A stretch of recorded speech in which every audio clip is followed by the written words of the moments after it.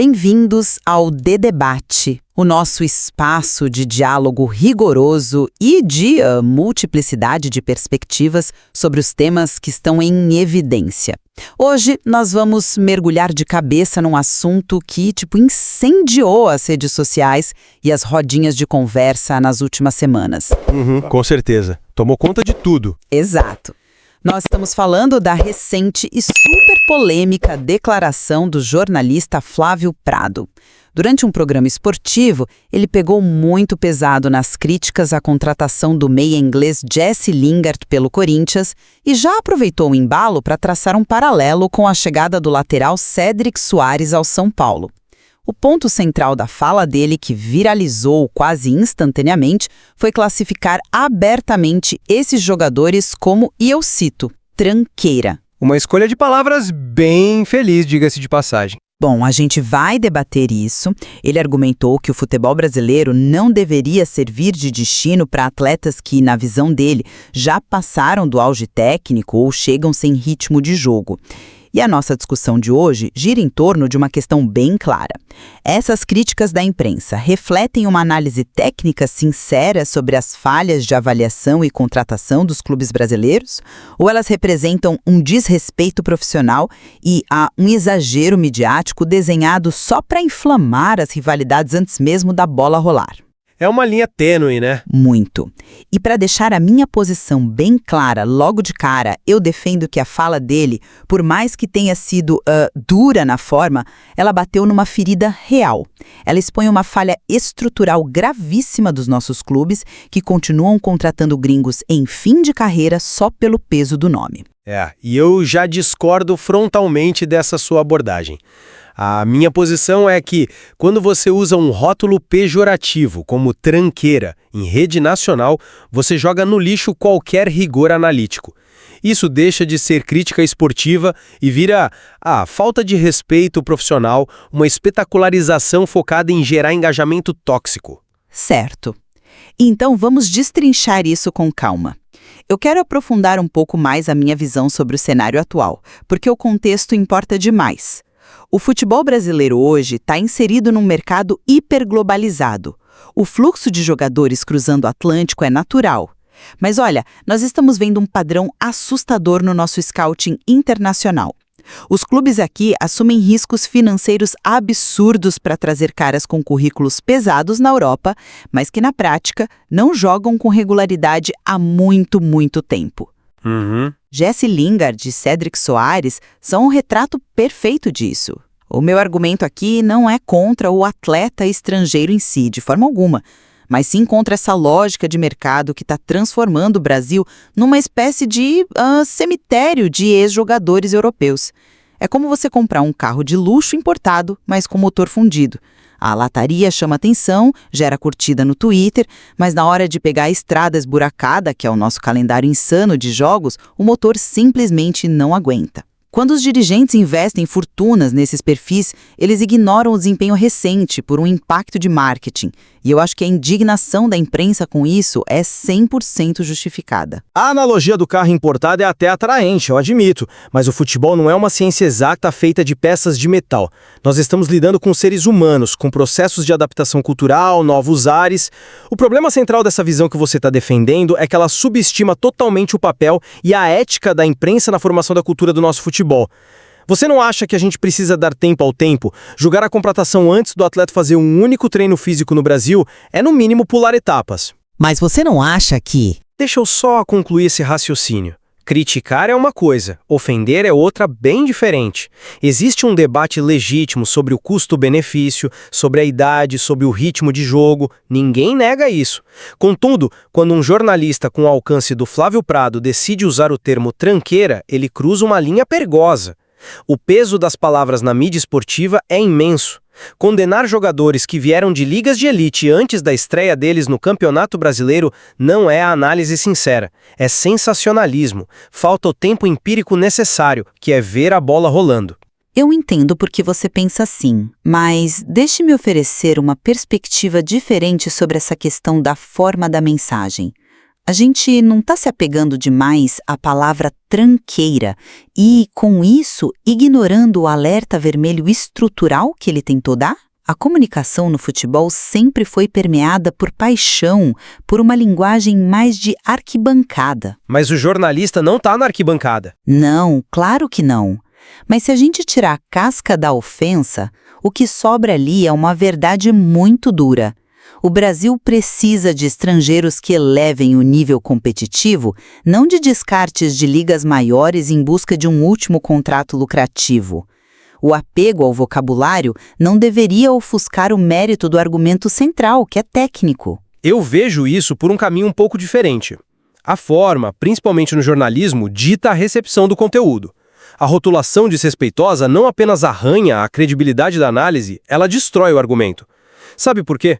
Porque ela substitui o debate racional pela emoção barata. Quando você chama um profissional de tranqueira na TV, você não convida o torcedor a refletir sobre as limitações do scouting do Corinthians ou do São Paulo.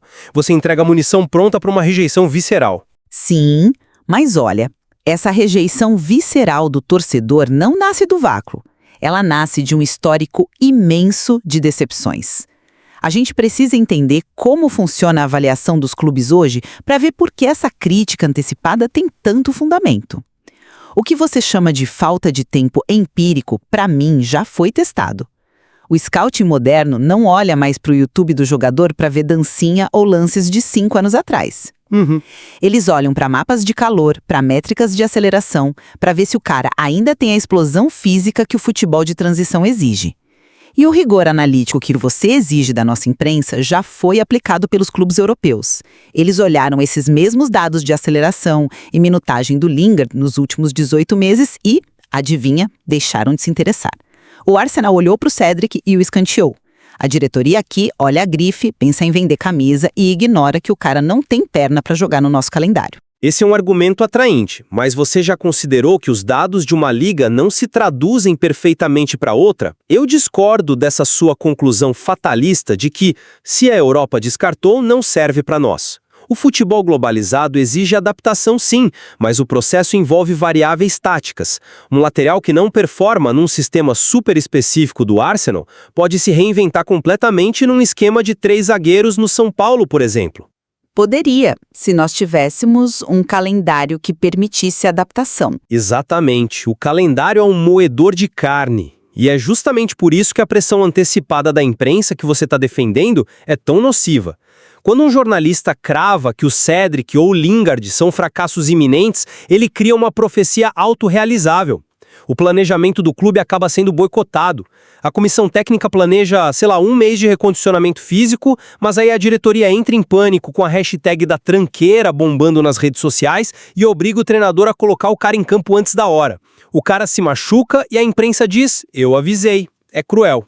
Olha, culpar a imprensa pelas decisões covardes de uma diretoria é inverter a responsabilidade. A mídia não assina contratos milionários. Se a diretoria do Corinthians não tem convicção para bancar o preparo físico do Lingard contra a pressão do Twitter, então o problema é a falta de gestão esportiva, não o comentário do Flávio Prado. A imprensa apenas amplifica a realidade do mercado. Desculpe, mas eu não me convenço com isso. Deixa eu me explicar o porquê. A imprensa não apenas amplifica, ela manipula o ecossistema. Boa parte da mídia esportiva hoje vive da economia da atenção. O objetivo principal dessas falas inflamatórias não é fazer um diagnóstico sobre a gestão financeira dos clubes como você está fazendo aqui agora. O objetivo é gerar o corte para o TikTok, é polemizar. Eles abandonam a análise tática profunda de como o Lingard poderia atuar como um articulador, optando por um xingamento. É engraçado você falar em economia da atenção porque os clubes jogam exatamente esse mesmo jogo. Porque você acha que eles contratam um cara como Lingard? Não é só pela qualidade técnica, é para engajar. Eles trazem o jogador justamente pelo barulho midiático que ele gera. O Corinthians e o São Paulo fazem essas movimentações sabendo do impacto que um gringo famoso causa. Eles querem a atenção da mídia. Não podem reclamar depois quando essa mesma atenção cobra resultados com rigor. É o ônus do marketing que eles praticam. Mas o ônus tem que ser o linchamento virtual do atleta. Pensa no impacto prático disso, no ser humano. O jogador desembarca no aeroporto e o clima já é de desconfiança hostil.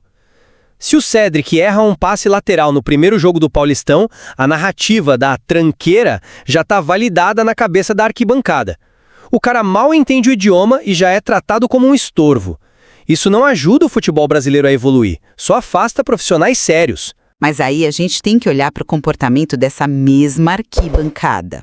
E o Flávio Prado foi cirúrgico em expor a hipocrisia do torcedor brasileiro. Repara bem, se o jornalista chama a contratação do rival de tranqueira, o torcedor aplaude, compartilha, acha que é a mais pura verdade do scouting analítico. Olha lá o rival contratando o ex-jogador. Sim, é a velha rivalidade paulista falando mais alto. Exatamente. Mas quando a crítica, usando exatamente a mesma lógica sobre declínio físico, é direcionada à contratação do time dele, de repente o jornalista vira um monstro antiético. Os clubes que operam com orçamentos astronômicos precisam lidar com essa pressão porque ela é inerente ao negócio. O custo altíssimo dessas folhas salariais eleva o sarrafo da expectativa. Aceitar que essa pressão desrespeitosa é inerente é normalizar um ambiente muito tóxico. Eu compreendo que o custo é alto e a torcida tem direito de cobrar. Claro que tem. Mas o jornalista tem uma responsabilidade pública. Ele não deveria jogar gasolina no fogo da rivalidade. A hipocrisia do torcedor que acha o jogador do rival um lixo e o seu um géreo incompreendido é justamente a corda que a mídia sensacionalista puxa para lucrar com o caos. Lucrar com o caos ou expor o caos que os clubes tentam esconder. Porque, honestamente, se a gente tivesse políticas de contratação transparentes, baseadas em dados reais, caçando talentos subvalorizados na América do Sul, como manda a cartilha de um time sustentável, este tipo de crítica nem teria eco. A declaração só viraliza porque toca numa ferida purulenta. Falta convicção técnica. As diretorias compram o nome europeu para blindar a própria gestão. Ah, se der errado, a culpa não é minha. Eu trouxe o cara do Manchester United. Eu vejo a sua lógica, mas você está isentando a imprensa de manter um padrão, digamos, civilizatório no debate? Em vez de discutirmos seriamente se o Cédric tem o vigor físico para fazer o corredor lateral numa Série A que exige força e transição rápida, nós estamos debatendo qual clube fez o pior negócio com base em achismos. Quem perde com isso é o futebol. Perde o jogador, perde o clube e perde o público que consome essa briga de bar achando que está consumindo jornalismo. Todos numa mesa tática, avaliando métricas sem elevar a voz.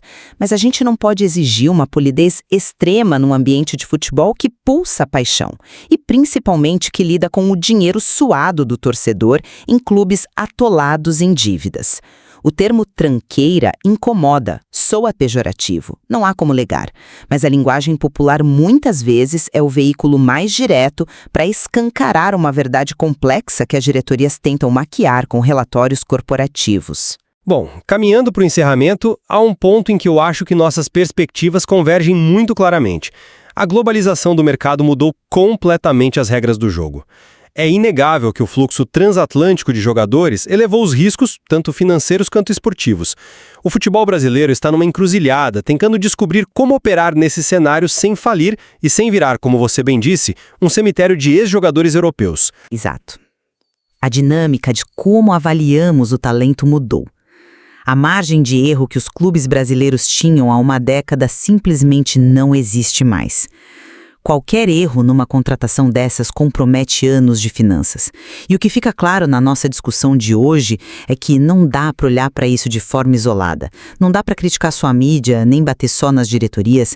É um sistema interligado, onde a gestão esportiva falha e a cobertura midiática sedenta por atenção acabam se retroalimentando. Perfeitamente. A relação entre o sucesso dessas transações na América do Sul e as expectativas do público é extremamente frágil. Há muitas nuances para se explorar ainda, especialmente à medida que a temporada avançar e esses jogadores entrarem em campo. No fim das contas, a resposta mais autêntica para todo esse debate não virá dos microfones da imprensa nem das defesas apaixonadas dos dirigentes. A verdade sairá dos pés dos atletas. O que o Lingard e o Cedric fizerem lidando com o nosso calendário, o nosso gramado e a nossa pressão é o que vai ditar as verdadeiras respostas. Com certeza, o gramado é sempre o juiz final dessas teorias todas. E com isso, nós deixamos os argumentos sobre gestão de mercado e sobre a ética da mídia na mesa para que você que nos ouve forme a sua própria conclusão. O futebol brasileiro está amadurecendo na sua inserção global ou nós estamos comprando gato por lebre estimulados pelo circo midiático? Pensem a respeito. Muito obrigada por nos acompanhar em mais esta reflexão profunda. Até o nosso próximo encontro.